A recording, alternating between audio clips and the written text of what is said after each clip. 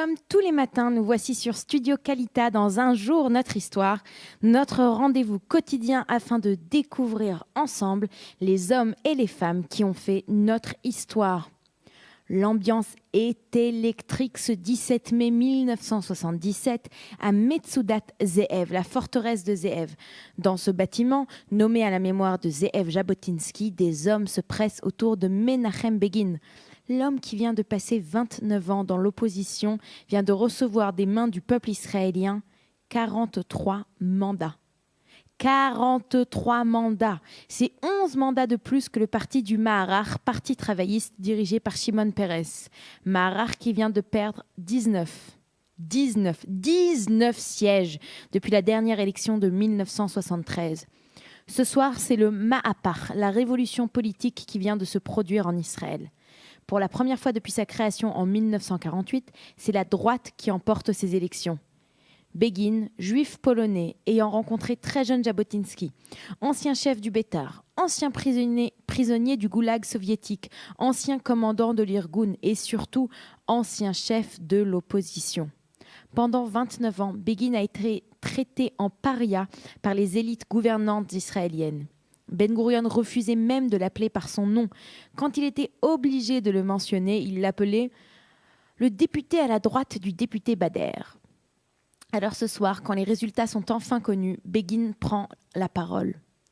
L'émotion est immense et il commence par se tourner vers son amour de jeunesse, sa femme Aliza, son roc, celle qui l'a soutenu toutes ces années. C'est dans les paroles du prophète Jérémie qu'il trouve les mots justes pour la remercier. Je te garde le souvenir de l'affection de ta jeunesse, de ton amour au temps de tes fiançailles, quand tu me suivais dans le désert, dans une région aride. Begin est l'antithèse du pouvoir de l'époque. Il n'a pas d'antipathie pour les juifs séfarades, au contraire, il est profondément droit et refuse tout cadeau. La corruption, lui, il ne connaît pas. Il est connu pour être habillé à l'européenne, toujours en costume cravate, les shorts kaki ne sont pas de mise chez lui. Il vit de façon très modeste dans son célèbre appartement de la rue Rosenbaum à Tel Aviv.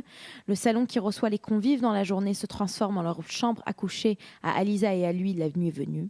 Enfin, il a beau être immensément fier de son identité israélienne, il est avant tout juif. C'est ça qui compte le plus pour lui.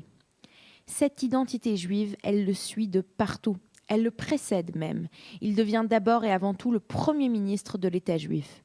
Une caméra, d'ailleurs, immortalise ce moment qui résume tout. Begin arrive le premier jour de son gouvernement à la Knesset. Un journaliste l'interpelle. « De quelle façon allez-vous diriger votre nouveau gouvernement ?» lui demande-t-on à l'entrée de la Knesset.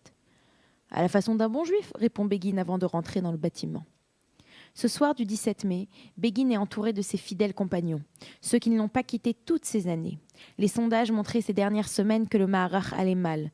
Mais personne, oh oui, personne ne s'attendait à un retournement politique aussi important. En devenant Premier ministre, Menachem Begin entame de nombreuses réformes. Économiquement, le pays va très mal et possède une grande inflation. Begin va réformer l'économie et faire rentrer Israël dans une vraie économie de marché.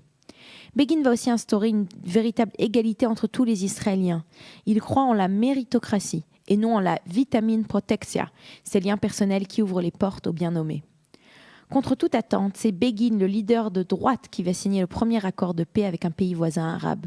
C'est lui qui accueille Anwar el-Sadat en 1978 à Jérusalem. C'est lui qui ne craint pas les réactions des pays du monde, alliés ou ennemis.